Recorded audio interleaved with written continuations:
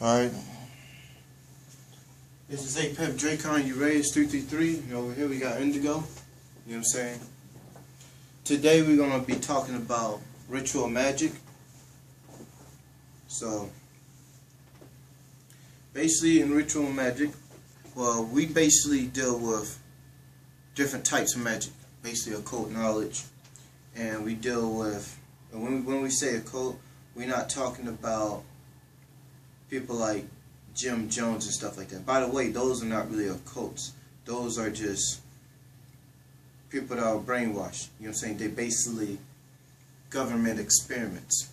Occult are actually individuals. And we find our own path and our own way of knowledge and stuff like that. And occult means hidden. So it's basically dealing with hidden knowledge. Occult. O-C-C-U-L-T.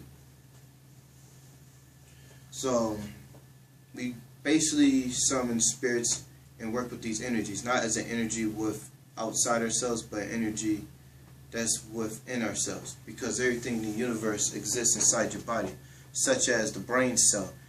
When you look at the brain cell is the universe. When you look at your eyeball, the eyeball is the nebula. Actually, the nebula is the eyeball, the brain cell is the universe. When you look at the rings of Saturn, it looks like the teeth. You look at the eye of Jupiter, you look at the belly button.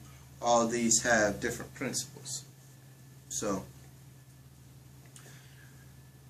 a lot of people have been programmed through religion, Christianity, the news, and stuff like that, because they fear these spirits. But actually, these are forces that are inside of us. And chaos magic, I deal with a lot of chaos magic. What chaos magic is dealing with, I'm going to talk about the different types of magic. Chaos magic is dealing with experimenting with magic. It's more scientific. Magic, sorcery itself is science. I don't really like saying magic, but sorcery is a science. It's using vibrations, it's using colors, and it's also changing the state of the brain to manipulate reality. That's what sorcery is. Chaos sorcery is dealing with, it's basically random. Like when you have a book, they give you instructions. Light a candle or do this. Chaos magic is doing it your own way. You can, if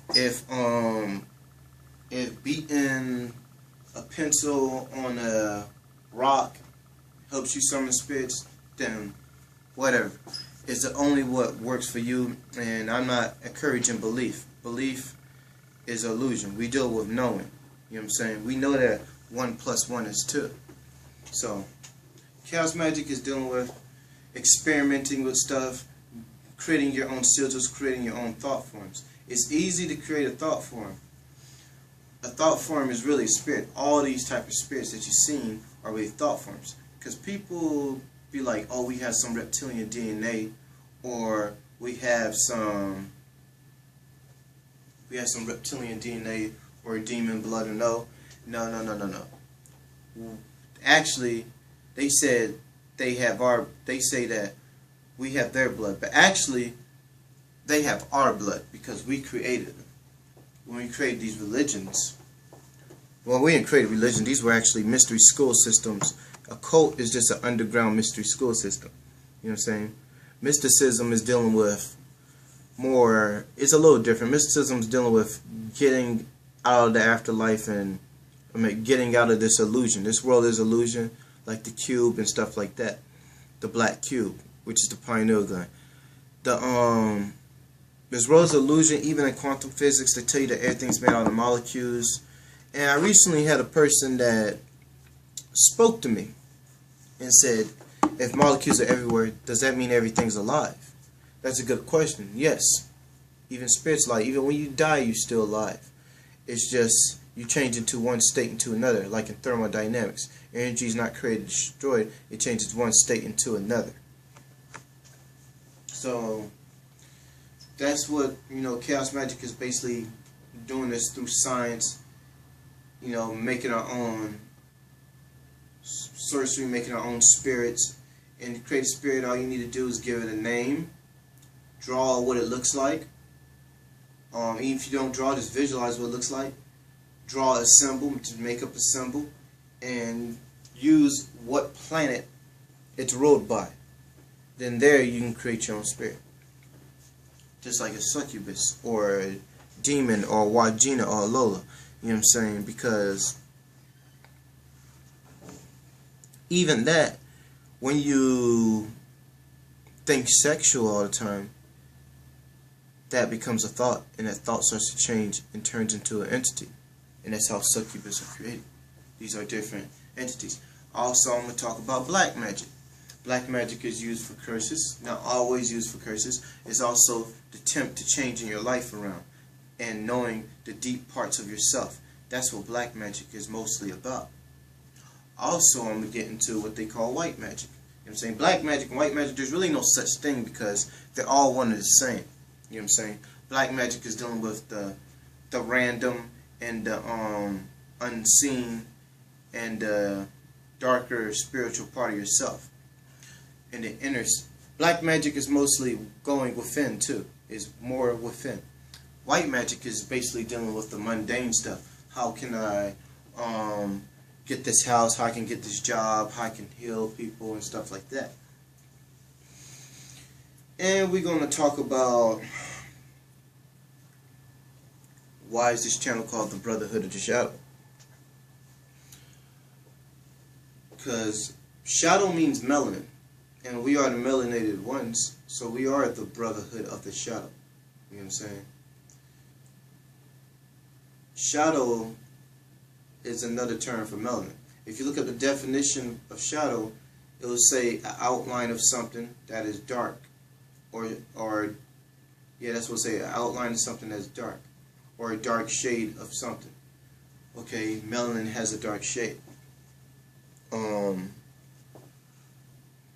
This had also looked around when I typed in that name, Brotherhood of the Shadow. I saw a couple of stuff such as like Mortal Kombat and Star Wars. It has nothing to do with no Star Wars or Mortal Kombat or any of that shit. They all have messages in video games and television and stuff like that. That has nothing to do with that. You know what I'm saying? There's no guy named Shinnok that we taking orders from. You know what I'm saying? That's bullshit. You know what I'm saying? If they was, I'd probably slap the shit out of them. But you know what I'm saying? But so basically, when you deal, I'm gonna get into necromancy now. Now, necromancy is conjuring up the dead. You know what I'm saying? Working with the dead. Necromancy is everywhere. You know what I'm saying? Even when you pray in your religion or whatever, it's dealing. You still contacting the dead. When you thinking about some afterlife, that's about the dead. Necromancy is everywhere. Necromancy, man, there's so many roots of spirituality. You know what I'm saying? Necromancy has a lot of Saturn symbolism too. You know, such as the Grim Reaper and stuff like that. You know, like I'm gonna spit some science on the Grim Reaper. You know what I'm saying? The Grim Reaper wears black because black pulls in energy and it absorbs the sun. What is our soul? You know what I'm saying? Some people say, I heard some people from different communities, some people say, because, you know, black people, we have a lot of melanin. You know what I'm saying? But some people be like, oh, white people don't have a soul. That's not necessarily true. You know what I'm saying? Because everybody has a soul. You know what I'm saying? Because if you didn't have a soul, you would not fucking exist. Your soul is basically, well, I wouldn't say that either, but your soul is your emotions. That's what your soul is. Your soul is your emotions. So they do, if they have emotions, so that means they do have a soul. You know what I'm saying? The soul is dealing with the sun. The gases that's created from the earth. That's a soul. You know what I'm saying? That's a soul. So the symbolism of the Grim Reaper, he pulls in the sun energy. Why do the Grim Reaper come to harvest souls? Okay. The reason they say that, because if you look at the black hole, you go out of space, the black hole is the black sun. It pulls in energy, right? So what do black holes do? They suck in stars. Stars are sun. Suns are stars. So he's sucking. That's why they say he comes to harvest souls. He's sucking all the stars. You know what I'm saying? And that goes right back to the black sun, which is Saturn. You know what I'm saying? Which is transformation. That's why the Grim Reaper holds the scythe, and he's also connected to Corazon, which is the Titans. You know what I'm saying? The ancient ones. And the number 13 is dealing with transformation. You know what I'm saying? And if you break down the 1, if you add the 1 to the 3, that's 4. And that's freedom and culture. Also the foundation of society. Culture. You know what I'm saying? When we used to rule the world and we built the pyramids. Those are the foundations. We are the ancient ones. You know what I'm saying? Like what they said in the dreaded Necronomicon. You know? And we're gonna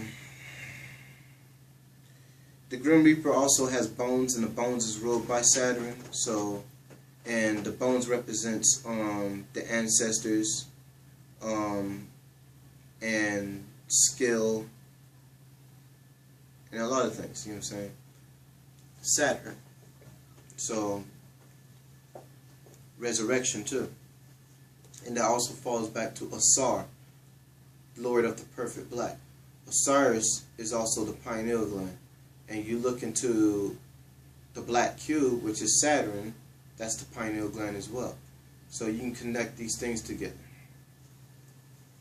So, still got a lot of time. So what you got to say, Indigo?